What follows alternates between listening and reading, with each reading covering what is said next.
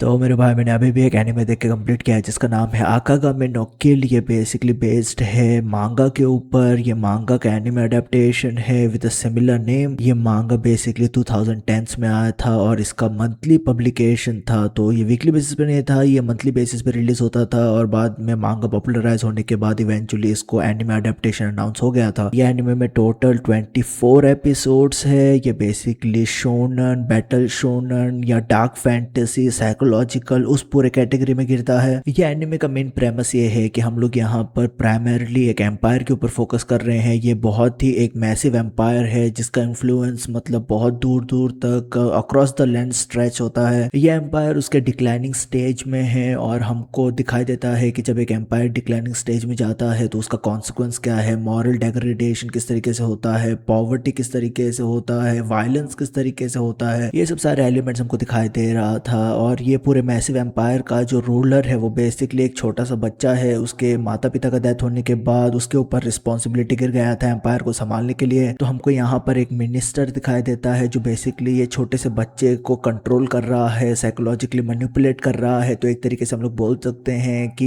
ये जो मिनिस्टर है वो बेसिकली इंचार्ज है इस पूरे एम्पायर का फ्रॉम द शैडो। ये पूरे गवर्नमेंट को, ये पूरे एम्पायर के गवर्नमेंट को वो रन कर रहा है एक तरीके से। तो ये पूरे एनिमे में ये मैसिवली करप्ट या डिक्लाइनिंग एम्पायर को चैलेंज करने आए हैं Night Raids. Night Raid basically a lead group of assassins है जो बेसिकली डायरेक्टली चैलेंज कर रहे हैं ये पूरे एम्पायर को। उन लोगों ने ये एलिट असैसिन जो बेसिकली नाइट रेड है उन लोग कोऑपरेट कर रहे हैं रेवोल्यूशनरी आर्मी के साथ। हम देख रहे हैं कि ये पूरे मैसिव एम्पायर में कई सारे लोग रिवॉल्ट करना चाहते हैं, रेवोल्यूशन लाना चाहते हैं, उन लोग चेंज करना चाहते हैं, गवर्नमेंट को चेंज करना चाहते हैं ताकि उन लोग प्रॉस्पेरिटी लेके आ पाए पूरे लैंड पे। तो इन नटशेल ये पूरा एनिमे फोकस कर रहा है करप्ट मैसिव एम्पायर जो डिक्लाइन में है उनके military strength versus revolutionary army supported by the assassination unit which is night red. तो ऑब्वियसली जब इस तरीके के सिनारियो में हमको दो मेजर फोर्सेस कोलाइड करते हुए दिखाई देते हैं तब हमको पता है वो एक गिवन बात है कि यहाँ पर हमको क्रेजी बैटल्स दिखाई देने वाला है जो हमको दिखाई देता है बहुत ही इंसेन लेवल का। अब मेरे हिसाब से एनिमे जो बहुत ही अच्छा काम करता है through out the 24 episode run वो ये है कि जो प्लॉट का नैरेटिव है वो बाय इन इटसेल्फ बहुत ज्यादा ही इंट्रिगिंग और फैसिनेटिंग है। तो इसके पूरे रन में मेरे को ऐसा कभी भी नहीं लगा कि प्लॉट का नैरेटिव कंप्लीटली ओवरपावर कर रहा है इंडिविजुअल कैरेक्टर के मोटिवेशंस और नैरेटिव के साथ। मेरे हिसाब से उन लोगों ने एक अच्छा बैलेंस क्रिएट किया है प्लॉट के नैरेटिव में और इंडिविजुअल कैरेक्टर्स के नैरेटिव में, क्योंकि कभी भी ऐसा नहीं लगता है कि उन लोग बहुत ज्यादा ही फिलोसॉफिकल होने की कोशिश कर रहे हैं। मेरे हिसाब से एनिमे के स्टोरी को पता है कि वो क्या करना चाहता है और वो वही बहुत ही ब्रिलियंटली एग्जीक्यूट करता है विदाउट बीइंग वेरी क्रिंज और पुशी। ये एनिमे देखते वक्त एक बात का जरूर ध्यान रखना कि कौन से कैरेक्टर में तू इमोशनली अपने आप को इन्वॉल्व कर रहा है या तेरा इन्वेस्टमेंट मेंटली कौन से कैरेक्टर में है, क्योंकि ये एनिमे में कैरेक्टर्स लेफ्ट एंड राइट मरते रहते हैं। ठीक है, ये एनिमे काफी बोल्ड है, ऐसे ऐसे कैरेक्टर प्रोड्यूस करता है ये एनिमे जिनका मोटिव्स, कैरेक्टर नरेशन बहुत ज्यादा कूल है, बहुत ज्यादा कूल दिखते भी है, उनका बिहेवियर, उनका जो पर्सनैलिटी है वो शाइन थ्रू करता है। पर मेरे भाई अल्टीमेटली उनका डेथ होता ही है। ठीक है, मेरे मतलब मल्टीपल फेवरेट कैरेक्टर्स थे इस पूरे एनिमे में और सबके सब ठुक गए मेरे भाई। और जैसे मरते हैं उन लोग, जैसे उनका डेथ होता है वो बहुत ज्यादा क्रेजी लेवल का है। मैं ये एनिमे देखते वक्त मेरे दिमाग में एक बात कॉन्स्टेंटली चल रहा था कि ऐसा नहीं हो सकता है यार, ये कैरेक्टर नहीं मर सकता है यार, प्लॉट आर्मर आके इसको बचा लेगा। प्लॉट आर्मर आसपास भी नहीं है मेरे भाई, plot armour is gone for a walk my guy. मैं काफी सरप्राइज था ये एनिमे के बोल्ड डेथ सीन्स को लेके। एनिमे घबराता नहीं है, अगर कैरेक्टर मरना चाहिए तो वो मरेगा कैरेक्टर 100% तो लिख के ले सकता है, ऐसा नहीं है कि वो बच जाएगा। मेरे को जो और एक एस्पेक्ट पसंद आया बहुत ज्यादा मैं अप्रिशिएट करता हूँ ये पूरे शो के बारे में, वो है ये शो का फीमेल कैरेक्टर्स या फीमेल कास्ट। मैं पर्सनली बता रहा हूँ तुझको, मेरे को कोई भी मतलब एक भी कैरेक्टर, एक भी फीमेल कैरेक्टर ये पूरे शो में मेरे को एनोइंग नहीं लगे। ठीक है, सबके सब फीमेल कैरेक्टर्स काफी स्ट्रॉन्ग थे, ना कि उन लोग स्ट्रॉन्ग थे, उनके पर्सनैलिटी बहुत ही अच्छा था। मतलब you know they were very fun to see, उन लोग फनी थे, उन लोग स्ट्रॉन्ग थे, उन लोगों का डेथ भी क्रेजी था। ये एनिमे में जो पावर स्ट्रक्चर है वो भी काफी कूल है। यहाँ पर हमको इंपीरियल आर्म्स बोल के कुछ चीज दिखाई देता है या वेपनरी दिखाई देता है जिसके जरिए से इंडिविजुअल्स फाइट करते हैं on higher level against each other. ये इंपीरियल आर्म्स को बेसिकली एम्पायर ने क्रिएट किया था। यहाँ पर 40 इंपीरियल इंपीरियल्स आर्म है इन टोटल, और ये इंपीरियल आर्म्स रेजोनेट करते हैं इंडिविजुअल्स के साथ। बाद में वही इंडिविजुअल्स ये इंपीरियल आर्म्स के जरिए से बेसिकली फाइट करते हैं on a higher level. Imperial arms में कई सारे एस्पेक्ट है, जैसे कि organic imperial arms, element based imperial arms, बाद में take over based imperial arms, armour based imperial arms. तो यहाँ पर वाइड वैरायटी है जब हम बात करते हैं पावर अप्स को लेके, और पर्टिकुलरली ट्रांसफॉर्मेशन को लेके भी, जो बहुत ज़्यादा अच्छी तरीके से कॉम्प्लीमेंट करता है एक्शन सीक्वेंस में। तो मेरे भाई, मैं वीडियो के अंत में ये बोलना चाहता हूँ कि डेफिनेटली ये पूरे एनिमे को एक्सपीरियंस करना। मैं ज़्यादा कुछ और बोलना नहीं चाहता था क्योंकि मैं स्पॉइल नहीं करना चाहता हूँ, पर ये सब सारी चीज़ें था यार। तू हमेशा याद रखे तेरा भाई VR पे, ख्याल रख अपना, पीस मेरे भाई।